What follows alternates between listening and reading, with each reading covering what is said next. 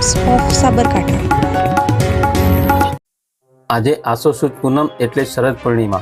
શરદ પૂનમની વહેલી સવારે યાત્રાધામ ખેડબ્રહ્માના શ્રી અંબિકા માતાજી મંદિરમાં મંગળ આરતી સમયે કમળ પર બિરાજમાન માતાજીના અલૌકિક મુખારવિંદના દર્શન કરવા માટે ભક્તો ઉમટ્યા હતા।